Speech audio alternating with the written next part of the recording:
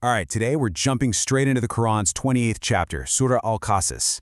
This one is just packed with stories, power, piety, tyranny, and ultimately divine deliverance. But we're going to zero in on one specific, incredibly profound statement it makes about salvation. It's like the grand finale to all the drama that comes before it. So what's the secret? What are the real conditions for getting that ultimate reward in the hereafter? Well, the answer is laid out with surgical precision, and it's a bit of a curveball. It's not about what you do, it's about what you don't even desire. Okay, so let's get into it. This verse right here, number 83, this is our bedrock for this whole discussion. It lays out a divine principle, kind of like a spiritual equation for salvation. But context is everything. This verse doesn't just appear out of nowhere. It comes right after these huge stories about Moses and the arrogance of Pharaoh, and the story of Qarun, whose incredible wealth led straight to his downfall. So it's not just some random abstract rule. No, it's the ultimate moral of the story, the big takeaway from these powerful histories. It defines who inherits paradise by what they actively reject. The desire for worldly arrogance and the act of spreading corruption. So here's our game plan. First, we'll look at the ultimate promise itself. Then we'll tackle the two big no-nos, worldly arrogance and spreading corruption, and we'll see how they connect to the characters in the chapter. After that, we've got a really cool linguistic deep dive into a super rare Quranic word. And we'll wrap things up by looking at the scales of divine justice described in the very next verse. So, let's talk about the prize. What is this abode of the hereafter? The verse starts with that abode. In the original Arabic, the word for that is tilka. It's like pointing to something far off and saying, that one over there. In the Quran, when this word is used, it's a huge clue that we're talking about something magnificent, something truly sublime. So it's not just any home, it's that home, the one that really matters. And here's the kicker, it's not for everyone. This reward is specifically assigned, reserved for a certain group of people. And what defines them isn't what they do, but how they are on the inside. And this is where things get really deep, psychologically speaking. The verse hinges on the idea of will, of intent. It says it's for those who do not desire. The Arabic word la yuriduna gets right to the heart of it. We're not just talking about avoiding the bad actions, not seeking power or not causing chaos. No, this goes a level deeper. It's about not even wanting those things in the first place. This changes everything, doesn't it? It's not a checklist of actions to avoid, it's about purifying your innermost ambitions. It's about dealing with the ego at its source, long before it has a chance to cause any damage. All right, let's tackle that first big prohibition. To get into that amazing place, you can't have a desire for what the Quran calls uluwa fil ard. You'll see this translated as highness or dominance in the land. And we need to be clear, this has nothing to do with healthy ambition or trying to be your best. Not at all. This is something way darker, a kind of spiritual sickness. And the Quran gives us the perfect example of someone who had this disease in its most extreme form, a famous tyrant whose story is a huge part of this very chapter. So, what exactly is this uluwa? Well, the classical scholars are crystal clear on this. It's that inner drive to be better than everyone else. It's wanting to dominate people, to be seen as this special, eminent person who is just above the rest. It's a sickness, really, and its root is pure arrogance. Think about it. It's when you get your sense of self-worth from putting other people down, or seeing them as less than you. You want to be the boss, not to help or create order, but just for the sheer thrill of having power. It's basically trying to play God on earth. And if you're looking for the poster child for this sin, the Quran gives us a perfect one, Pharaoh. In fact, earlier in this same chapter, verse 4 says that Pharaoh exalted himself. And guess what? The Arabic word used there, ula, comes from the exact same root as rulu. His whole life story is a case study in this. I mean, he didn't just rule, he literally said, I am your Lord the Most High. And this inner sickness, this ulu, it didn't stay inside. It spilled out as pure facade or corruption. He divided his people, oppressed them, and did horrific things just to keep his power. So when our main verse warns us against even desiring ulu, it's basically holding up a picture of Pharaoh and saying, don't even let the seed of that take root in your heart. Okay, on to the second prohibition.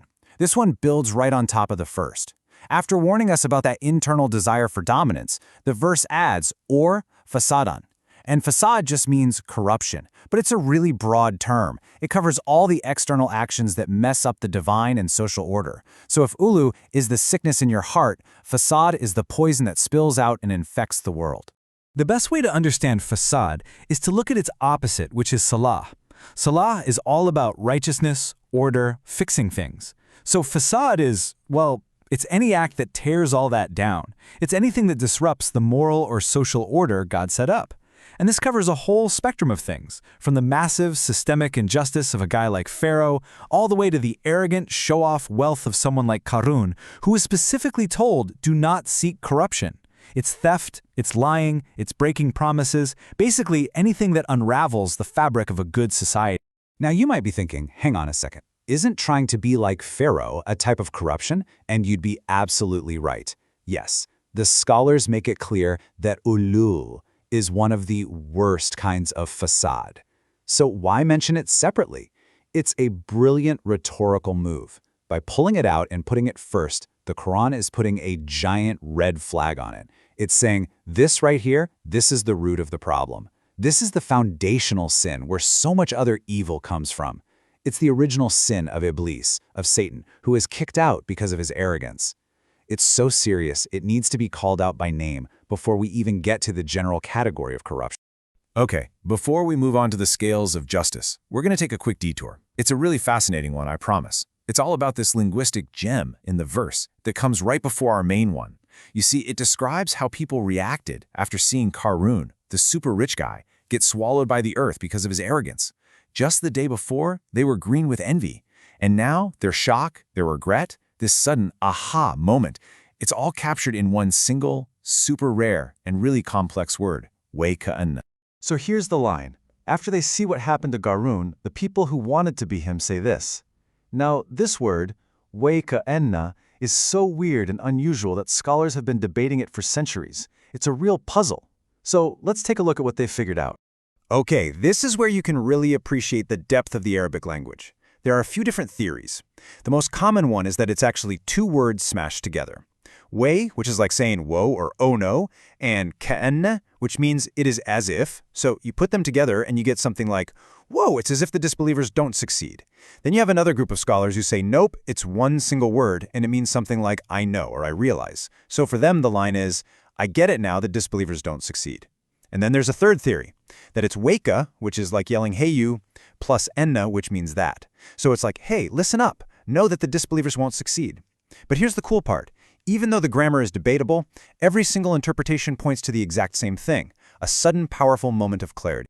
Right. So the big takeaway here is that it doesn't really matter which grammar expert you side with. They all land in the same spot. This word captures a moment of shocking, sudden clarity. It's the sound of someone's entire worldview just shattering into a million pieces.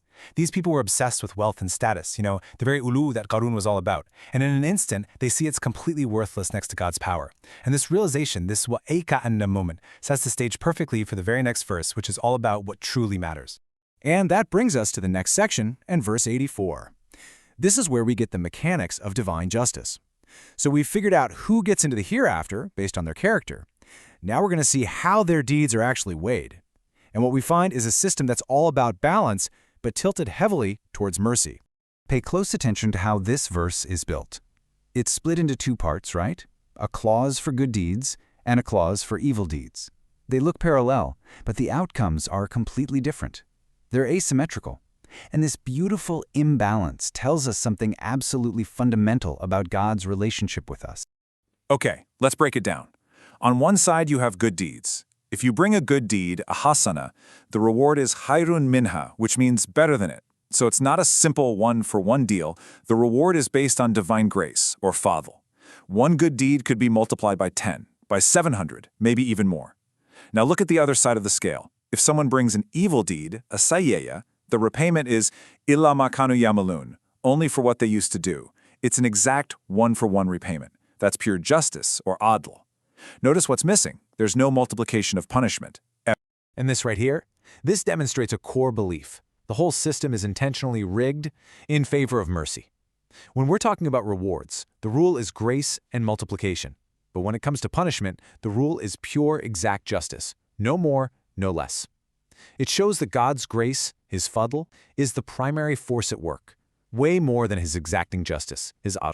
So after all of that, after talking about rejecting arrogance, avoiding corruption, and understanding the system of grace and justice, we circle back to our main verse, verse 83.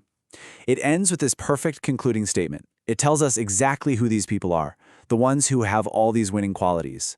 The best end, the final victory, it belongs to a very specific group. The verse ends, and the good end is for the muttaqin. And just like that, we've come full circle.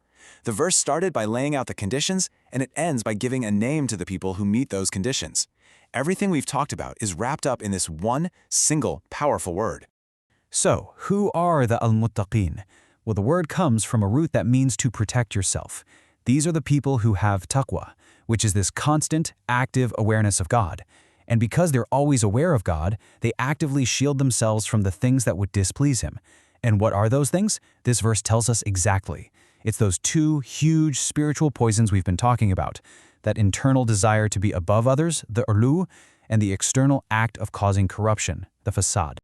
So here's the bottom line. After telling us these epic stories about powerful people like Pharaoh and rich people like Qarun, the chapter ends with this universal truth. What ultimately matters about a person isn't their job title, their bank account, or how many followers they have. The real measure is what's going on inside. Are you free from arrogance? Are you committed to doing good? And does all of that come from a deep, constant awareness of God? And I'll leave you with this to think about. If you know that every single good deed is like an investment that pays out multiplied rewards thanks to divine grace, and at the same time, every mistake is logged with perfect, one-to-one justice, how does that change the way you look at the little choices you make every day? How does that recalibrate your internal compass? Does it maybe shift it away from chasing worldly status and point it toward what actually has weight on the scales of eternity?